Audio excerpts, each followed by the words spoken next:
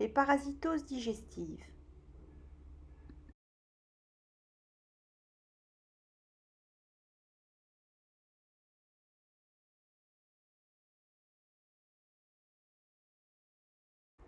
Les parasitoses digestives constituent un véritable problème de santé publique. Elles sont associées à un défaut d'hygiène et avec l'avènement de la pandémie du sida, il y a eu l'émergence de nouveaux pathogènes. La symptomatologie est variable selon le parasite, le diagnostic positif n'est pas toujours facile et la prévention repose sur l'éducation sanitaire et sur l'amélioration de l'hygiène.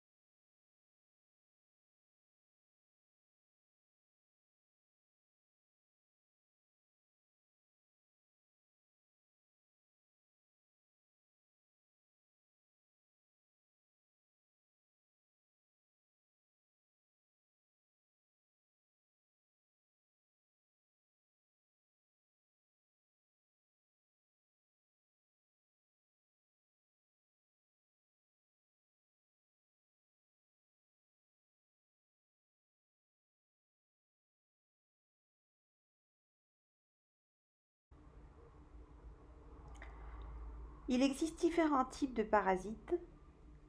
Les protozoaires sont des êtres unicellulaires doués de mouvement. C'est le cas de l'amibiase, la giardiase. Les helminths sont pluricellulaires. C'est le cas des nématodoses, l'oxyurose, l'ascaridiose et les trichocéphaloses. C'est le cas des trématodoses et des cestédoses.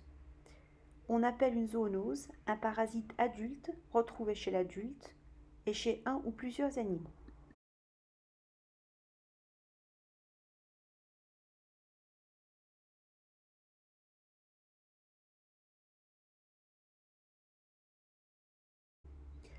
La vie du parasite peut être rythmée par un cycle évolutif. Un parasite peut habiter un hôte.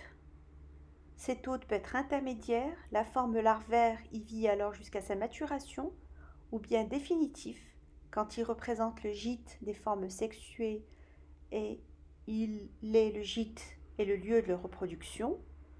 Un parasite peut avoir un ou plusieurs hôtes définitifs, fonction de sa capacité d'adaptation. On décrit 3 types de cycles.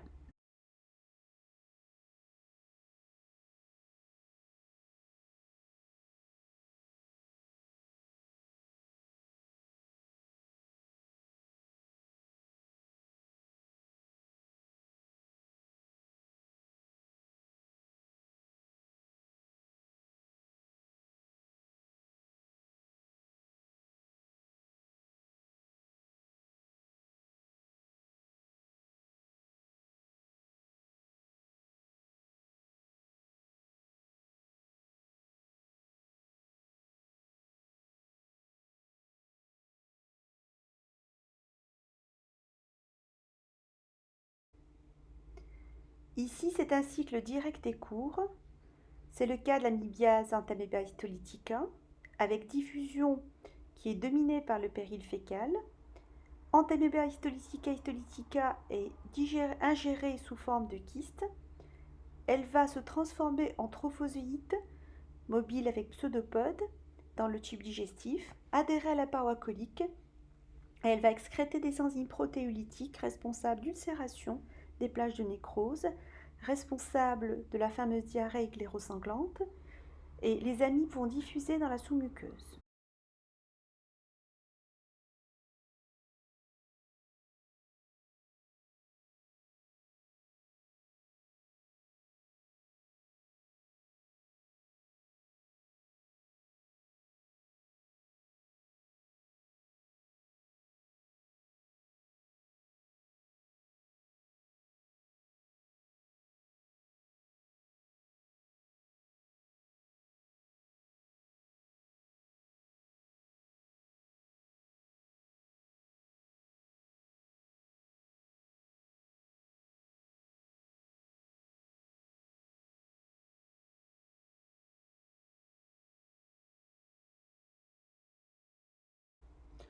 Deuxième type de cycle, c'est le cycle direct et long. Le parasite est émis dans les selles sous forme de kystes ou de larves, ou d'œufs. Il n'y a pas d'hôte intermédiaire.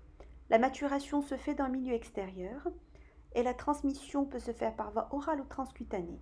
C'est l'exemple de l'ascaris et des trichocéphales.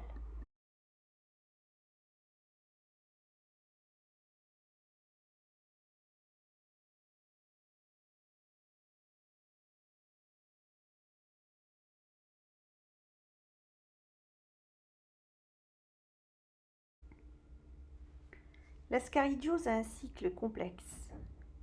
Les œufs résistants peuvent vivre 1 mois en milieu extérieur. Après contamination par l'eau ou les aliments souillés, l'œuf absorbé libère une larve dans l'estomac, qui traverse la paroi digestive, qui emprunte le système veineux mésentérique supérieur, puis gagne le foie, gagne le cœur et les capillaires pulmonaires, et qui peut passer par effraction du milieu sanguin au milieu aérien. Elle peut passer dans la trachée, puis dans l'œsophage, puis dans l'intestin grêle.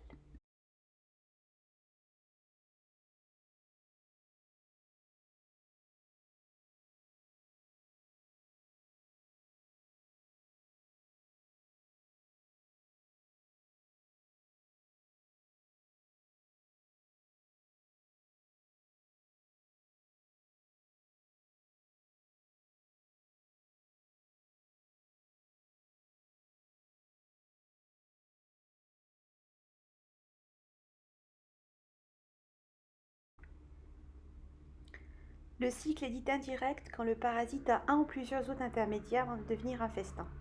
La contamination humaine se fait alors soit par consommation de l'hôte intermédiaire, comme c'est le cas pour le Taenia saginata et le Taenia solium, où l'hôte intermédiaire est le bœuf et le porc, soit par pénétration transcutanée, comme c'est le cas de la bilharziose.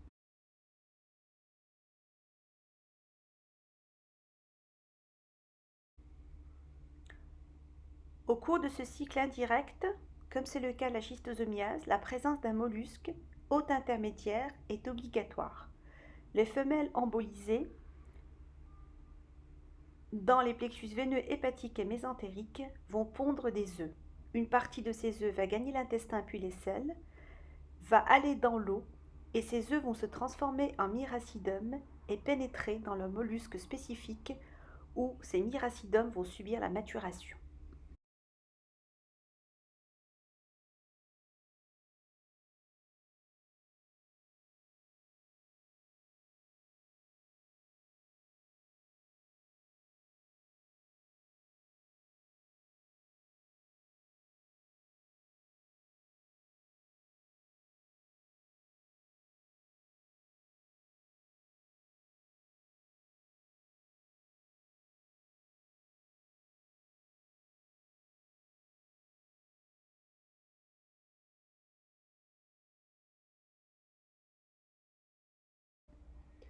Cette forme infestante va remonter à la surface de l'eau et rechercher le contact avec la peau de l'homme.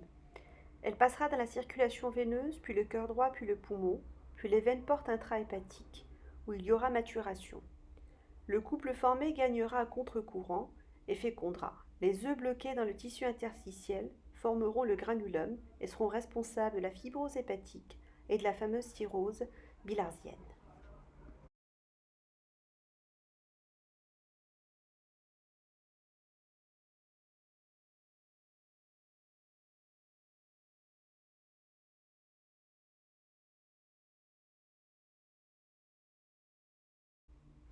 Vous voyez sur ce schéma un parfait résumé de ce cycle, où l'enfant joue dans l'eau, où l'hôte intermédiaire est nécessaire, où le miracidum donc, est la forme infestante qui sera responsable donc, de cette contamination. Pour l'étude du chapitre des parasitodigestifs, je prendrai comme titre de description l'amibiase intestinale.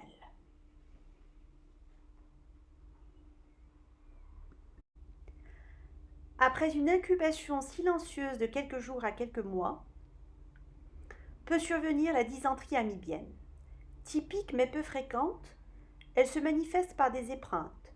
Ce sont des douleurs du cadre colique se terminant par une envie impérieuse d'aller à la selle, des ténesmes ou des contractures douloureuses du sphincter anal s'accompagnant de faux besoins, des diarrhées affécales allant de 5 jusqu'à 20 selles par jour avec glaire et pus, c'est ce qu'on appelle les crachats rectaux avec douleur abdominale.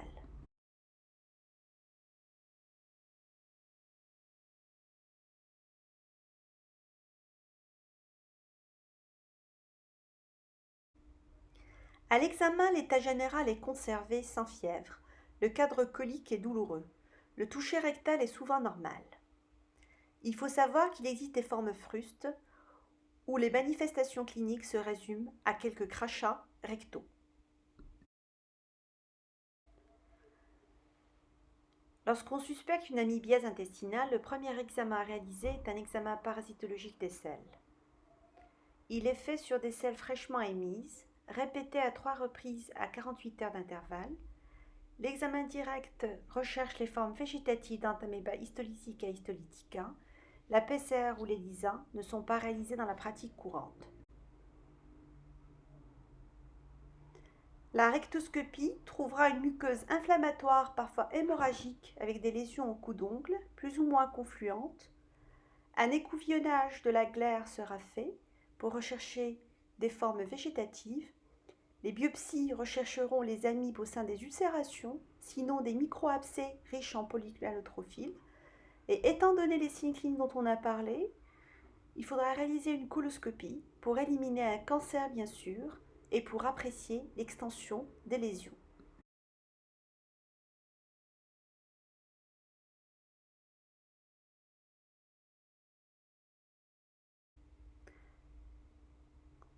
D'autres examens peuvent être utiles, notamment les sérologies, le dosage des anticorps par immunofluorescence indirecte, hémagglutination ELISA.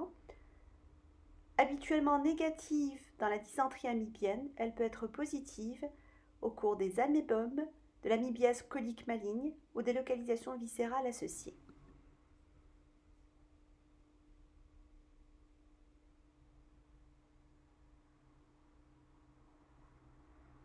Quel est le diagnostic différentiel de cette amibiase?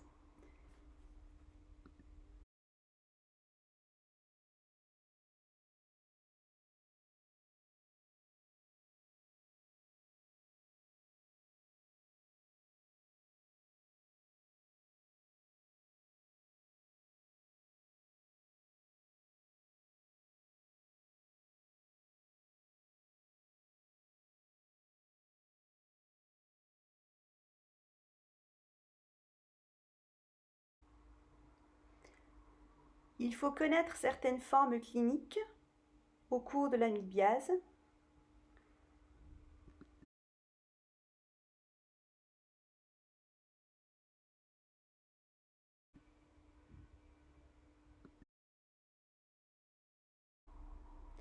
L'amibiase colique maligne se manifeste par une dysenterie sévère avec un ballonnement abdominal, avec l'émission de fragments de muqueuse colique. Dans un état de choc toxi-infectieux, elle est de mauvais pronostic avec possible évolution vers la péritonite. L'amébome, dont je vous ai dit au cours du diagnostic différentiel qu'il fallait le différencier des cancers, est rare. C'est la présence d'une masse pseudo-tumorale au niveau du cécum ou du sigmoïde, d'évolution chronique sur de nombreuses années, avec des douleurs abdominales et des diarrhées.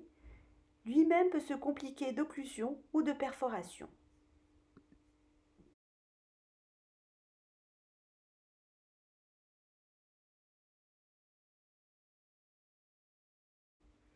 Comment peut évoluer une amibiase?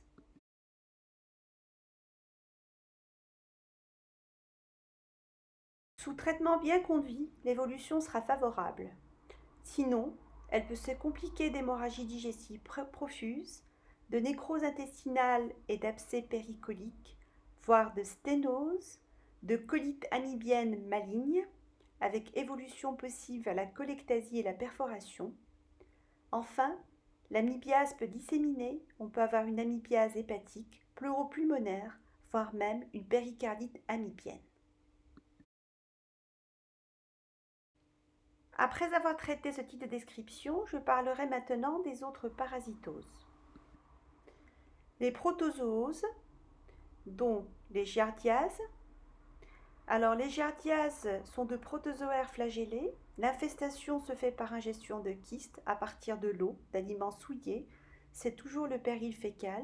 La forme végétative va se fixer par ventouse dans les villosités intestinales et va entraîner une atrophie villositaire, donc qui sera responsable, comme vous l'avez vu, d'un syndrome de malabsorption.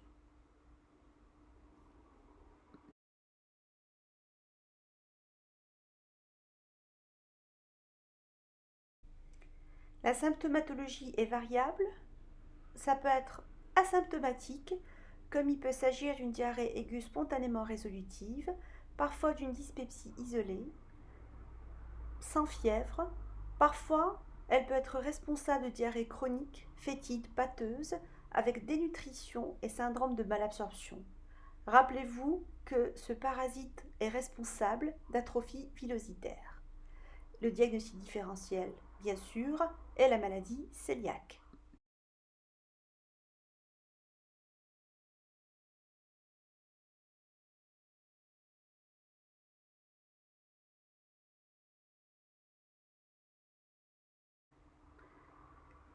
Le diagnostic reposera sur la recherche des kystes à l'examen parasitologique des selles, mais également par la recherche des formes végétatives à la surface des microvillosités intestinales atrophiées, bien sûr par examen endoscopique avec biopsie intestinale.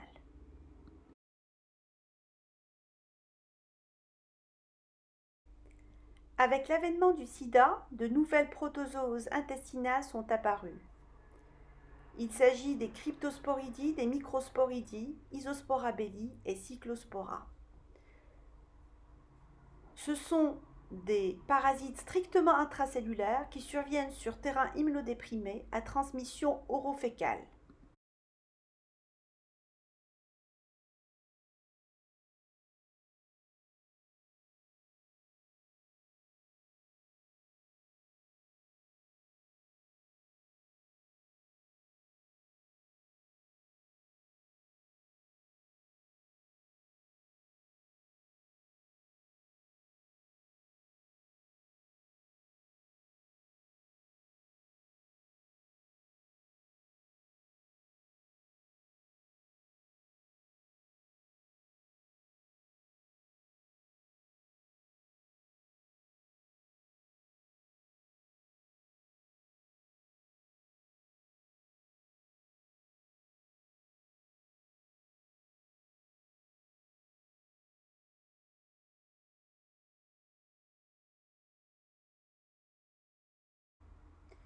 Les symptômes sont essentiellement des diarrhées chroniques. Le portage asymptomatique est possible et de possibles atteintes biliaires, de vraies cholangites et cholécystites alithiasiques, c'est-à-dire des inflammations des voies biliaires et des inflammations de la vésicule biliaire, sont possibles chez ces patients.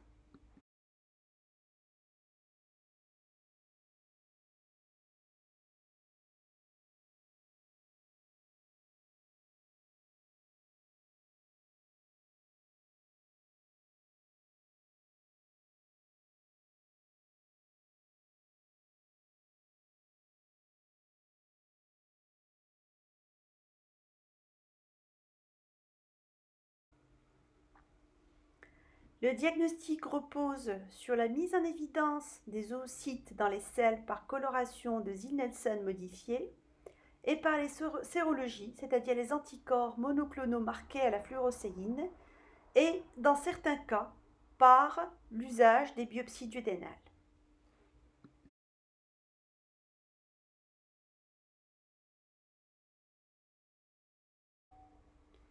Les microsporidies sont de petite taille. Leur mise en évidence dans les selles est difficile.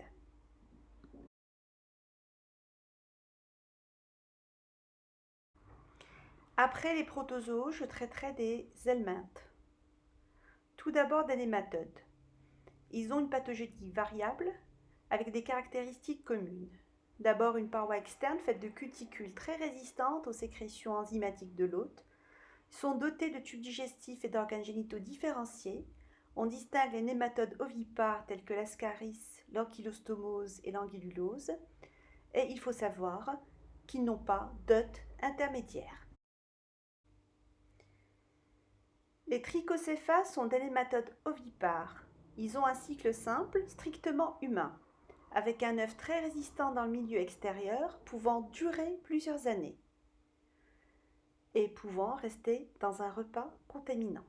La coque de l'œuf sera dissoute dans l'intestin grêle et les larves vont gagner le cæcum, qui est leur siège préférentiel. La symptomatologie est variable. Souvent asymptomatique, la contamination massive chez l'enfant peut se manifester par une diarrhée, par des vomissements, une douleur, voire même un tableau d'invagination intestinale. Le diagnostic est posé par l'examen parasitologique des selles, la mise en évidence des œufs, et la biologie peut montrer une hyperiosinophilie.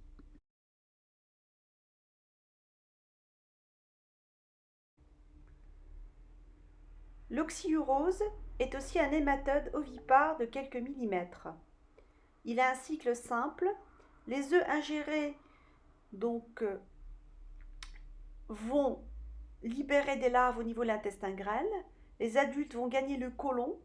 Le mâle restera au niveau du cæcum et la femelle gagnera le rectum. Elle va pondre ses œufs au niveau de la marge anale 3 semaines après l'infestation.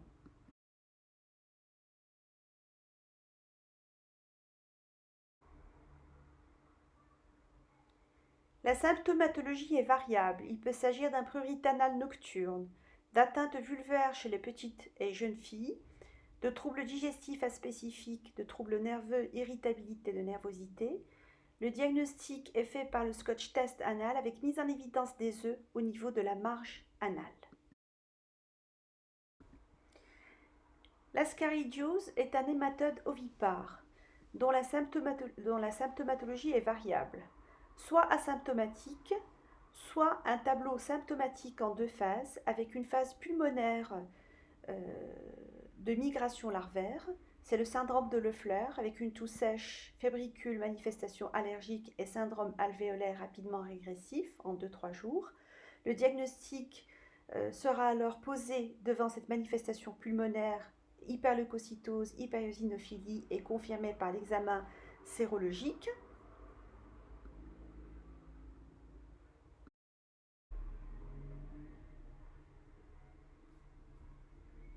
La phase digestive chez l'adulte est faite de douleurs abdominales, de diarrhée mucosanglante avec vomissement et nausées.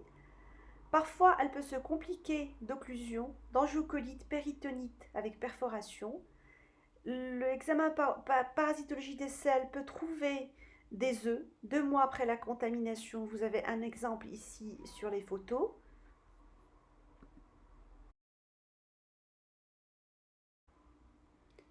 L'ankylostomiase est également un nématode ovipare de 10 à 15 mm qui a un cycle complexe pneumo-entérique.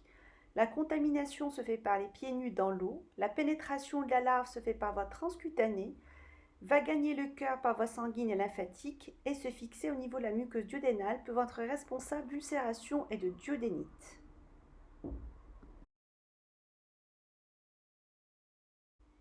Elle connaît plusieurs stades, un stade larvaire qui est asymptomatique, se manifestant par une dermatite qu'on appelle goume au point de pénétration, et un stade adulte où il y aura des épigastralgies et des troubles digestifs et une anémie ferriprive. Le diagnostic est posé par la mise en évidence des œufs à l'examen parasitologique des selles au 40e jour. L'anguillulose est également un nématode ovipare qui a également un cycle pneumo-entérique. C'est la marche pieds nus dans l'eau, comme l'ankylostomose, qui est responsable. Souvent asymptomatique, il connaît une phase de pénétration qui se manifestera par une urticaire, puis une phase de migration avec des signes pulmonaires semblables à la scaridiose, puis une phase digestive avec des épigastralgies, diarrhée, douleurs d'hypocondre droit. Et chez le sujet immunodéprimé, cette parasitose peut être responsable de ce qu'on appelle une angulose maligne et être responsable de décès.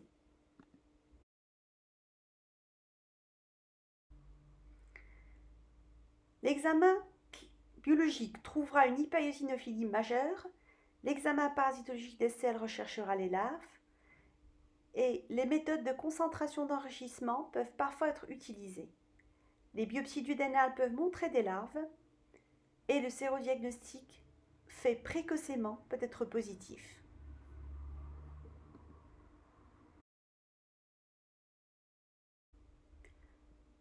Pour la bilharziose, sa symptomatologie évolue en 3 phases. Une primo-invasion, qui est asymptomatique avec fièvre, phénomène allergique, urticaire, arthralgie, myalgie, œdème, toux irritative, parfois hépatomégalie, splénomégalie, avec une phase d'état initial qui peut durer 2-3 mois après l'infestation, avec une diarrhée d'intensité variable, parfois glérosanglante, douleur abdominale, ténesme, épreinte. La rectosigmoïdoscopie peut trouver une hyperémie des œdèmes, parfois d'autres manifestations.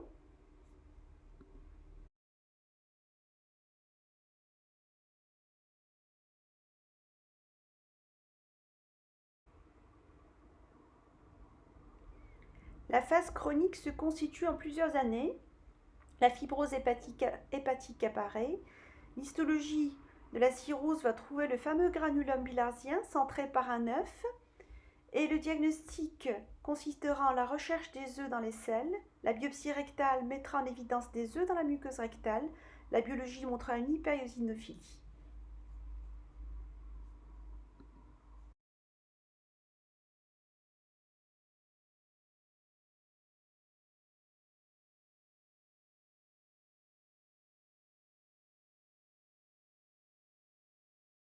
Vous connaissez certainement les cestodes, dont le téniasis est le chef de file. Le téniasis est de grande taille, l'homme en est l'hôte définitif chez les adultes. Responsable d'un parasitisme appelé téniasis, on distingue le téniasis à téniasis saginata. C'est un ver de 4 à 5 mètres de long, plat et segmenté. La contamination se fait par ingestion de viande de bœuf non suffisamment cuite. À partir de cette larve se développe la tête, le scolex, puis les anneaux de ténia, et ces derniers vont franchir activement le sphincter anal, et il y aura un développement d'une immunité pour le téniasis, il n'y aura pas de réinfestation. Vous voyez ici le fameux Ténia saginata, et vous voyez qu'il fait quand même presque quelques mètres de long et qu'il est en anneau.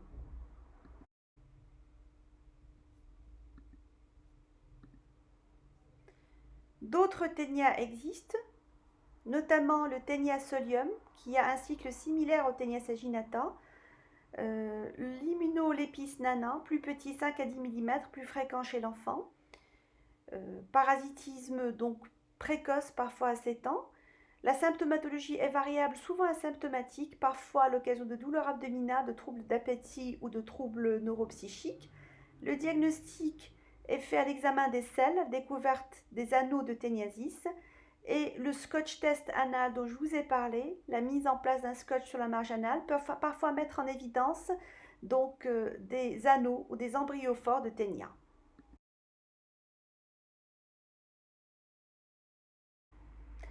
Vous connaissez certainement l'échinococose, Echinococcus granulosis, responsable d'hépatitose hépatique.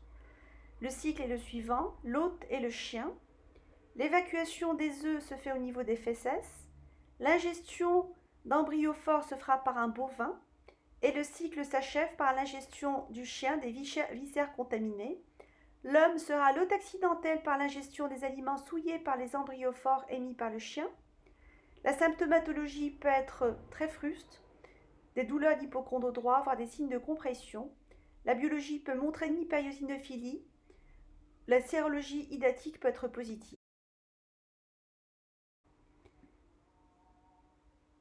L'imagerie est variable. L'échographie abdominale peut faire le diagnostic, montrer des kystes, les stadifier, montrer des complications, celle-ci peut être un type de fissure, de rupture dans les voies biliaires, et dans ce cas-là donner un tableau d'angiocolite. Il peut y avoir aussi une rupture dans le tube digestif, dans la plèvre, ou une surinfection de ces kystes.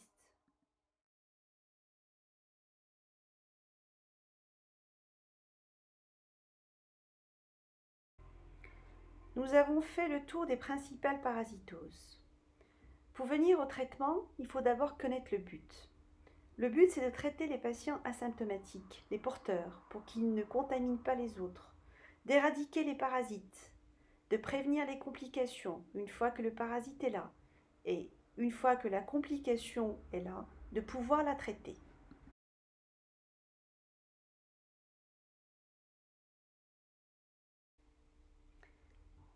Les moyens sont multiples, tout d'abord médicamenteux, avec les amébécides. Les amébécides tissulaires sont abandonnés. Ceux de contact, dont le tilquinol, l'intétrix, est le plus utilisé. Les amébécides mixtes, dont les dérivés imidazolés, ont une efficacité supérieure à ceux de contact. Certains anti-helminthiques méritent d'être cités, le flubédazole, le bébendazole, l'albendazole, le praziquantel. D'autres moyens thérapeutiques peuvent être nécessaires, des drainages radiologiques pour les kystes hydatiques, des traitements chirurgicaux, parfois pour des cas graves, des mesures de réanimation. Pour l'amibiase, pour les formes végétatives, quand l'infection est asymptomatique, l'intétrix 4 à 6 gélules par jour sera utilisé. Pour l'amibiase intestinale, en cas de dysenterie, le métronidazole pendant 7 à 10 jours, puis Intétrix pendant 10 jours sera préconisé. L'amibiase colique maligne nécessite de mesures de réanimation si besoin, le métronidazole en IV jusqu'à l'amélioration de l'état général puis relais Péros.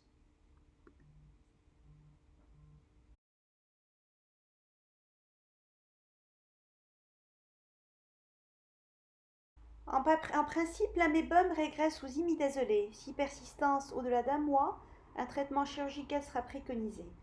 L'abcès amibien est drainé radiologiquement si supérieur à 5 cm ou sous-capsulaire, et les formes compliquées seront tributaires d'un traitement chirurgical.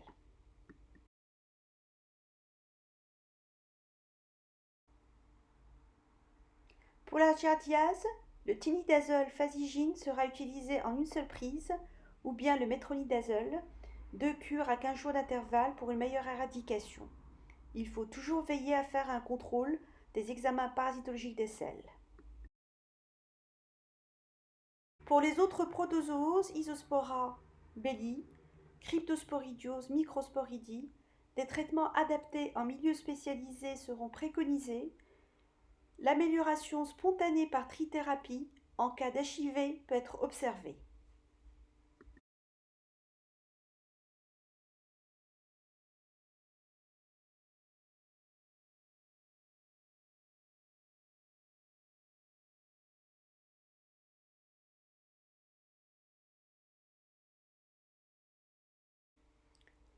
Pour les helminthes, pour les trichocéphales, le traitement sera à base de flubendazole. Pour les uxiuroses, le principal traitement sera également le flubendazole ou le pyrantel. Une première cure puis une deuxième cure après 2 semaines. Mais ce qui sera surtout important dans ce cas particulier, ce sera l'hygiène, le traitement collectif, couper les ongles, nettoyer le linge et bien sûr traiter toute la fratrie. Pour l'anguillulose, des traitements sont disponibles à base de thiabendazole, d'albendazole, avec des examens de contrôle.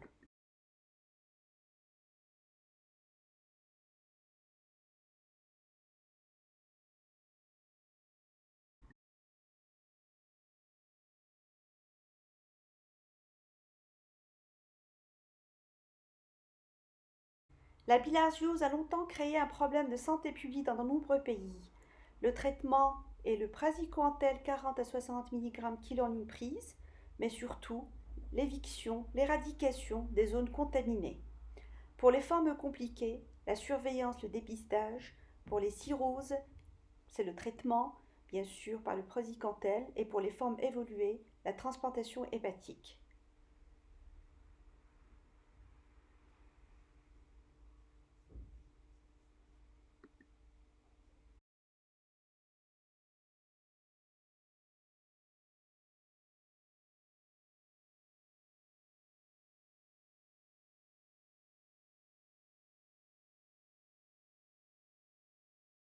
Pneumococose, tributaire d'un traitement chirurgical, conservateur radical avec stérilisation sérum physiologique et hypertonique et surveillance sérologique régulière.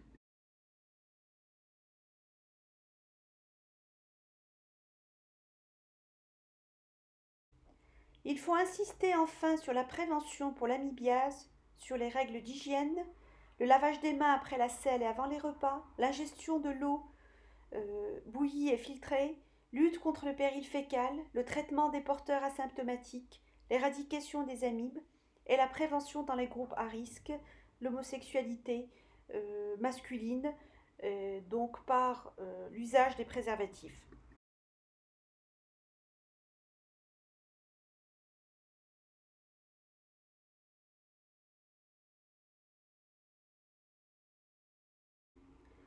Pour l'oxyurose, les mesures d'hygiène, le déparasitage de la famille et des membres de la collectivité. Pour l'ascaridiose, la lutte contre le péril fécal, le traitement en masse pour diminuer le réservoir. Pour l'ankylostomiose et l'anguillulose, le port de chaussures au niveau des zones d'endémie.